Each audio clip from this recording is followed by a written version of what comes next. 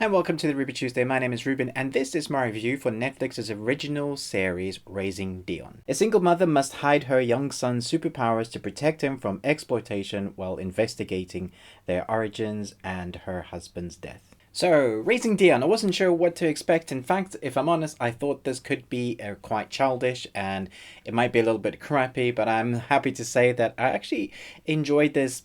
Kind of. There is 9 episodes that are at 45 minutes to 50 minutes long, and this journey that you see with the origins of this young boy's superpowers is really interesting. The mother and son dynamic is really fun to watch. This is actually based off a comic book and a short film by the same name, so that has some origins, so they've adapted it fairly well. But I think one thing you should get out of your mind is it's not an adult superhero TV series. It's for the family, and once you get that in your mind, you'll understand the kind of the tempo and the themes that they're trying to portray. That's not to say that it is completely childish. I've seen some really scathing reviews for this series, and I would say they probably went in with the expectation that this is going to be more adult, more serious than this show is. That's not to say it doesn't have serious themes, but it is a family show. So a lot of the time you're seeing Dion trying to come to terms with his new powers, and he acts like a kid should, which is what I was really happy about. That I thought they were maybe going to force his character to portray certain characteristics that some shows do with kids with superpowers, that they suddenly act more adult, or their language or the dialogue for their child that's been scripted for their character is not becoming or not real to what a young kid would be. But this time he's more interested in Star Wars and Legos, and he acts like a kid, and he sometimes just doesn't listen to his mother. And when you have a kid that is missing a father, who is being raised by a single mother, who doesn't have any friends at school, and then gets superpowers, you have a very interesting dynamic. So the origins of this arc is very interesting because you don't really know what's happened. His father was played by Michael B. Jordan, and he pops in and out of the series in various ways without me going into spoilers. And so you have this origin that hangs over their head. You're always wanting to find out what's happening, but the nitty gritty of each episode is how they come to terms with trying to not show the world his powers, because we all know that the government's going to come and take him away and do experiments, and that's kind of the themes.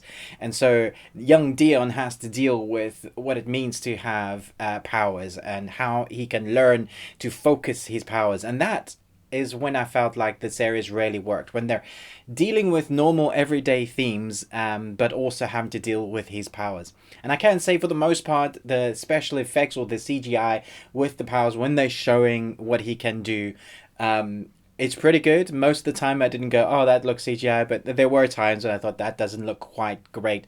But for a TV series, I thought it was pretty good.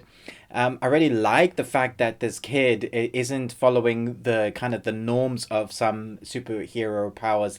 Normally you get things like, oh, when the kid comes of age, then their powers will start to manifest. Dion is very young, and he has, by all intents and purposes, some incredible powers.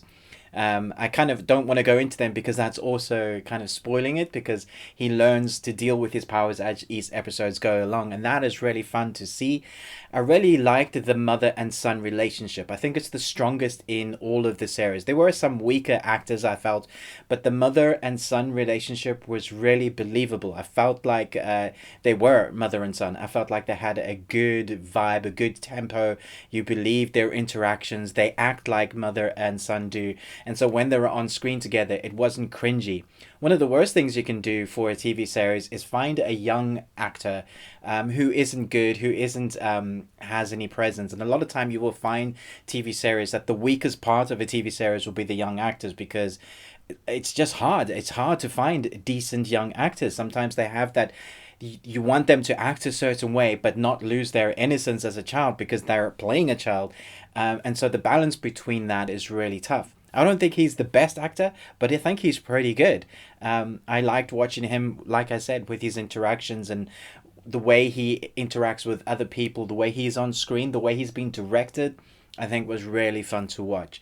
I'm eager to see where the next series will go. I presume they're going to get another. I don't think it's a contained series. I think as a whole, the story is a lot of fun. If you go in thinking that it's going to be a really serious superhero origin story, well, I think you'll be disappointed because it is a family story. Although it does touch on some dark themes, it's mostly okay just to sit down and watch with the family on a Friday night viewing. It looks good. It's filmed well. There's nothing to like kind of write home about, but I think as a package, it's put together really well. I've enjoyed it. I'm looking forward to more. I think it's a strong cast, decent acting.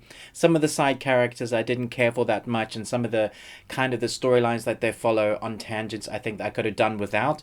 But the main package, the main arc is really fun, and I am eager to see what they do with this story in future episodes. Let me know what you thought about this series. Do you agree with some of the critics that have just slated this and said it was rubbish, or do you think it's okay? I'm going to give this a B because I think it's fairly good. I don't think it's quite A level.